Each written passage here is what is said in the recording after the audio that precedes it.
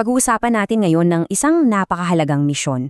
Ito yung kwento kung paano nagsimula ang isang bilin na ibinigay sa isang maliit lang na grupo ng magkakaibigan, pero yung bilin na yun aabot pala sa lahat ng sulok ng mundo.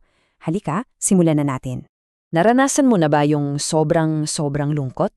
Yung pakiramdam na parang gumuho na lahat at hindi mo na alam kung anong susunod na gagawin? Alam nyo, ganyan-ganyan mismo ang naramdaman ng mga alagad ni Jesus nung namatay siya. Lahat ng pag-asa nila, lahat ng pinangarap nila, parang bulang naglaho kasama niya. Talagang durog na durog ang mga puso nila. Napakaganda ng pagkakasabi dito, di ba? Lumubog ang araw ng kanilang pag-asa at bumalot ang gabi sa kanilang mga puso. Grabe, ramdam mo talaga kung gaano kalalim yung kalungkutan at kadiliman na naramdaman nila. Dahil sa sobrang takot, nagtago sila. Nagkulong sa isang silid, nilakpay yung pinto. Kasi iniisip nila, naku baka kung anong nangyari sa guro namin, yun din ang mangyari sa amin. Ganon katindi yung takot nila. Pero sa gitna ng lahat ng takot at lungkot na yan, may mangyayaring isang bagay na hindi nila inaasahan, isang himala na babago sa lahat ng lahat.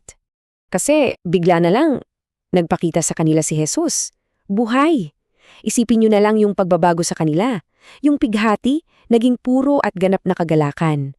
Yung takot, napalitan ng pag-asa. At yung pakiramdam na wala ng pag-asa, naging purong pagkamangha. Grabe! At hindi lang yun isang beses na pagpapakita. Nanatili pa si Jesus dito sa lupa sa loob ng 40 araw. 40 araw para makasama, turuan at ihanda yung mga kaibigan niya. Itong 40 araw na to para siyang isang super special na klase. Isipin mo, ang teacher mo si Jesus mismo. So ano ang pinakamahalagang nangyari dito? Ayon, sabi nga rito, binuksan niya ang kanilang pangunawa. Dito niya ipinaliwanag lahat kung bakit kailangang mangyari yung mga nangyari, na lahat pala yon parte ng plano ng Diyos. At dahil sa mga paliwanag na yon, yung pananampalataya nila naging sobrang tatag, buong-buo. Wala na yung pagkalito, wala na yung lungkot, na yon, handang-handa na sila para sa susunod na kabanata. At dito na nga, ibinigay ni Jesus ang isang misyon. Hindi lang to para sa kanila kundi para sa lahat ng tao hanggang sa dulo ng panahon. Isang bilin na kumbaga babago sa takbo ng kasaysayan ng mundo. Ito mismo yung sinabi niya, humayo kayo at gawing alagad ang lahat ng bansa, binyagan sila, at turuan silang sundin ang lahat ng inutos ko sa inyo. Ito yung tinatawag nating The Great Commission o Dakilang Utos. Dito nagsimula ang lahat. Okay, i-breakdown natin para simple. Una, puntahan ang lahat ng tao, kahit saan man sila. Isipin nyo ang lawak nun, para sa lahat ang message, walang pinipili.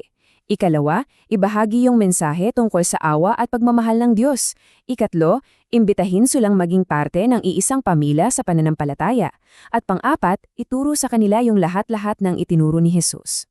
Siguro iniisip nyo, parang ang bigat naman ng misyon na yan para sa kanila, pero alam nyo, hindi sila basta iniwan ni Jesus na mag-isa.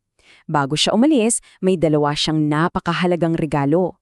Una, yung pangako ng banal na espiritu. Siya yung magiging katulong galing sa langit. Siya yung magbibigay sa kanila ng kakaibang lakas, ng gabay at ng tapang para harapin at gawin yung misyon nila.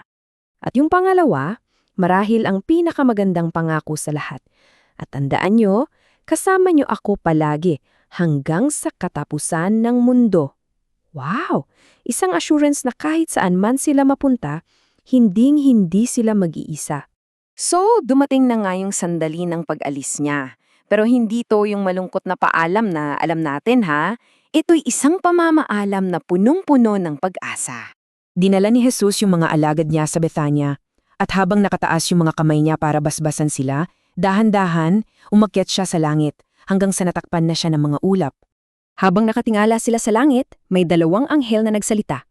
Ang Jesus na ito na umakyat sa langit ay babalik din sa parehong paraan na nakita niyo siyang umalis.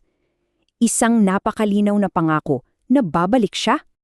At dahil doon, hindi na sila yung dating mga alagad na takot at nagtatago.